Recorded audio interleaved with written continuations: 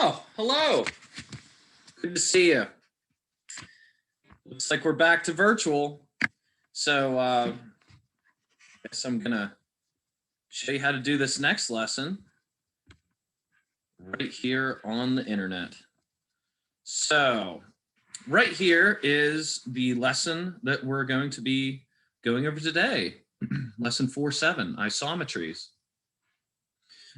It starts with I guess you call it a warm-up, although it says it's QY1. Actually, believe it or not, it stands for Quiz Yourself 1.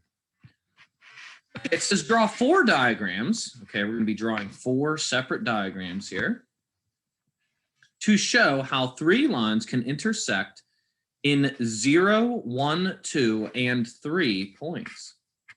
So if 3 lines are going to intersect in 0 points, that means they don't intersect at all. You're just going to draw 3 parallel lines. And that right there is 0. That's the 0. Intersecting at 0 points. If 3 lines are going to intersect at 1 point, that means that all 3 lines must converge on a single point. So right there is your diagram of the 3 lines intersecting in 1 point. If the 3 lines intersect at 2 points, that means 2 of the lines, I'll put this one down here, 2 of the lines are parallel, and 1 of the lines cuts through the other 2, forming 2 intersection points. 2 intersection points. And if the 3 lines are going to intersect at 3 points, that means the 3 lines are going to basically form a triangle intersecting in 1, 2, 3 points. There it is. 3 points. I'll put 3 there, just so you see that. Okay, time to start the lesson. Isometries, which is what I say every day when I go outside and look at my yard. Isometry. Isometries. The essential question is, what is a glide reflection? Well, let's just answer that right now. A glide reflection is when you combine a translation and a reflection. You put the 2 together. Translation and a reflect. Oh, I just messed that up. Hold on. Let me fix that. Reflion, I wrote. Refleon. Okay, reflection. There we go. Okay. Translation and a reflection at the same time. Both things are occurring. So there's only a couple of examples here. It's a short lesson today. It says, determine the isometry that maps one figure onto the other. So our options are reflection, rotation, glide reflection, or translation. Now this musical note simply slid from one spot to the other. All it did was slide. And the fancy word for sliding is the translation. All right. Number 9, the piece of parchment flipped over along this line. It like flipped over that line. It reflected over the line, so it's a reflection. And the house flipped over the line and then it scooted down. It reflected and translated. That's our new one, the glide reflection. All right. The glide reflection. All right, moving on to the letter example now. It says, name the type of isometry that maps one letter onto the other. Well, this K simply slid. That is a translation. It slid from one spot to the other. The F turned a bit. it began spinning. That's called a rotation.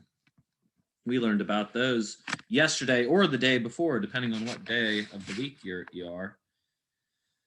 And this one right here, number 14, I think it is actually just flipped over a slanty line right there, a tilted slanted line. So that is simply a reflection. A lot of people, when they look at that, want to say it's a reflection and a rotation, but I think it's just flipped over a slanted line. That's a reflection. In 15, it is flipped over a horizontal line. That is also a reflection. So two of those are actually reflections, the last two. Yeah. There you have it. It's not a rotation, number 15, because notice if you actually rotated the N, that's not what it would look like. I mean, you can try it for yourself. Hold your, I don't know, make the letter N and rotate it. That's different than flipping it upside down. Anyway, 4-7, the quiz. I'm just going to go over it with you, and hopefully you send it back to me.